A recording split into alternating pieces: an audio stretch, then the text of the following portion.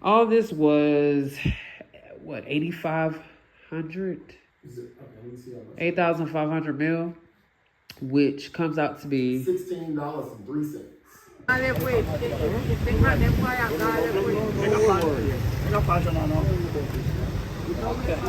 we're literally in the mountains, in the middle of the woods, in a cabin. And so like it's dark, and we're waiting for Mario to come back to the truck, and he hasn't come back yet. Oh my God.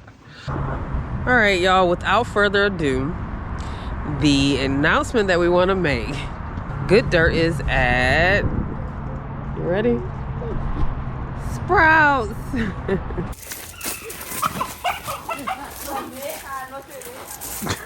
What are you looking at me for?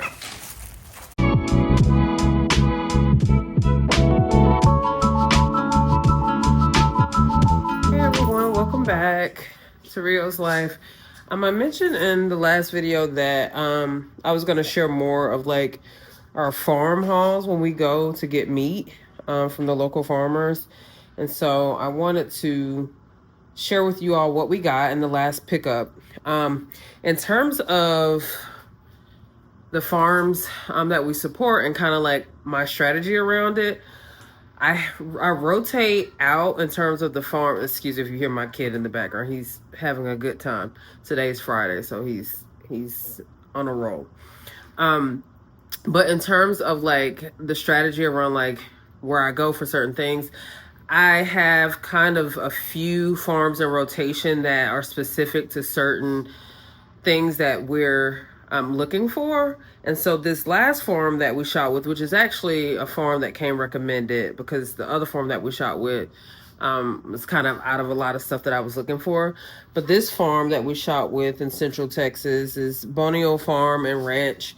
And so far so good. We've eaten a few of the goat actually that they have. So they literally have turkey, they have chicken, they have goat, they have pork. We don't do a lot of pork. I did get some breakfast sausage just because I haven't had it literally in so long, and I grew up on it. My grandmother, my mom always had really like good connections with local farm. I mean, my mom, my entire mother side is literally from like a very rural area in Georgia. And so like we really grew up, I guess you could say country, rural, whatever you want to say in terms of my roots, definitely there. But really grew up in like an environment where like my aunt had her own homestead, her own farm, and she had goats and she had all these different animals and stuff. So like I wanted to really incorporate that into my own family. And just like having that connection with the environment, having that connection with the food that we eat. We've said this a ton of times, right? So this particular farm has goat, chicken. I'm going to show you in a second, but has goat, chicken, turkey. Like I said, the sausage is something that this particular type of sausage is one that's very similar to one that I grew up on. So I wanted to grab that, but we don't eat a ton of pork.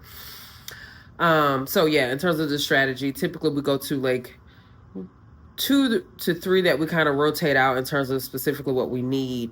This farm pretty much had everything. Only thing I didn't get this time, because I had a ton of it, was eggs. And I shop at this local like farm stand sort of store when like I'm in between going to my farm hauls, picking up a ton of stuff. I'll go there because they have a lot of farms that actually sell their meat and sell their eggs. It's called Urban Pastures. And so we typically would like grab eggs from there. But this actual farm did have eggs. I just didn't get them because we literally have like so many eggs. So this time we went with them. There's another farm that we shot with that does bison. So bison is a really lean meat. It's not really fatty. And you can make a ton of different meals with it. Burgers, stir fries, meatballs. You could do spaghetti with bison. Literally you can cook bison the same way that you cook beef. So yeah, just very mindful of that in terms of the types of farms that we shot with. Now the things that I look for with my meat. So with the beef, I'm looking for and some of these terms maybe you've heard of, but there are slight differences in how they're worded. A lot of words that are being thrown out in terms of marketing that really gets you to think that the process is done one way and it might not be.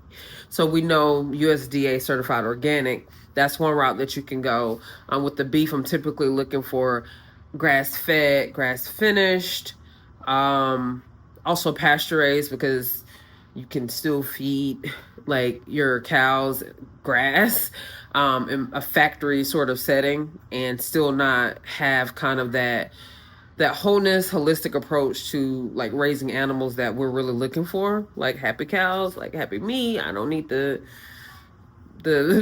the bad negative energy in terms of how they grew up and how they were treated. I really just don't. And then just from kind of a ethical perspective, I'm just like really concerned and really cognizant of that. So grass fed, grass finished, pasture raised. Same with the chickens. And this is interesting because I'm a part of this group. Like we all network in terms of, it's a Facebook group, but we all network in terms of like our farm halls and collaborate. And hey, I found this farm and they have this and so forth and so on. And in one of the groups I mentioned I'm looking for a hormonal free chicken. Well, obviously chickens, all animals have levels of hormones. So technically that wasn't correct. But what I was referring to is artificial hormones. So someone called me out on that and I had to chuckle and thought it was funny. But yeah, like with chicken, we're talking about, no artificial hormones and things like that. If you can find certified organic, great. I know though, just like my work with a lot of farmers in upstate New York when we lived there and just being really connected with that community, a lot of the farmers can't afford the certifications and to really go through that process, but they're doing the work, right? In terms of treating their animals well and just making sure that the meat is up to par and all these things. And so like if I have that connection with the farm, I've seen how you're treating the animals, I see the process and all these things, then if it's not certified organic, I'm still possibly likely to still purchase from you because I can see with my own eyes. I can see kind of like, I know who you are. I feel better about the purchase because I do know that is something that isn't talked about a lot in terms of farmers going that route, just because it being, and that not necessarily being because they aren't doing the work and they aren't treating their animals right. It's just kind of a red tape and kind of a bureaucratic process in some cases. So yeah, if you want to do USDA certified organic, that's definitely the route that you can go. It's just depending on the farm and depending on the setup, I'm a little bit more flexible when it comes to that. And then there's other types of principles and ways that you can look at the process in terms of how the meat and the livestock and your vegetables and all these things are grown and raised. You have like biodynamic farming, right? And they have their principles around how they grow their vegetables and they take care of their animals. And so you could do that route, certified organic, cage free, all these different ways. Cage free is just one of those words that they use a lot, but studies are still finding like a lot of cage-free eggs still having like levels of glyphosate and all these different things that are in the eggs that like you want to really pay attention. So it's one of those buzzwords, but still pasture raised, do the work, all these different buzzwords that are thrown out there. Just do the work in terms of connecting with the farmers just to see what their process is. That would be my recommendation before just saying, it has to be this, it has to be that, because there might be a rationale or a reasoning behind it. And then you understanding it and still seeing what these different things are will make more sense to you. And maybe it doesn't. And then at that route, you can just do whatever you want. But okay, so enough talking about that. Let me show you what we got. Okay, so I just kind of threw it all on the table. So we did like 4 pounds of ground goat. We've already gone to through 2 pounds of it. But the ground goat came in these bricks. As you can see, they have their label on it. They are here in Central Texas, so that's pretty good. This one I just literally threw out, so defrosted. So I'm about to cook this because I'm going to make some chicken enchiladas. And then I have, what is this? What is it? I see it's a pound and a half or something. I think this is chicken breast. So this is the other chicken breast. I think we did like 4 pounds of the chicken breast. And then the turkey breast. As you can see, turkeys obviously are big, way bigger than chicken. So it came like this. And all this was frozen. He had just frozen it not long before they packed it and we arrived. So, and that was all good. But obviously it says keep refrigerated or frozen, but I'm gonna put it back in the freezer. I just want to pull it out to show y'all. But yeah, we have the turkey. What is this? We have chicken wings. Yeah, because I love to like barbecue wings or bake them. Kohan loves wings, so we have the wings. And then this was, which I just thought I want to say thawed out. I don't know if that's kind of a universal word that folks use, or just defreeze. We say thawing something out, so meaning just defrosting it. So I just defrosted the pork sausage, which we're gonna have in the morning. Like I said, we don't eat a ton of sausage, but I did grab it because it just really reminds me of my childhood, and I like to get it, especially when it's farm raised. Then we have turkey wings. Oh my God, I've been dying to make some smothered turkey wings. So when I make it, maybe I'll shoot a video and just kind of show you all my approach to that. So as you can see, the wings are huge, but we have 3 pounds of that. More wings. We have a ground lamb.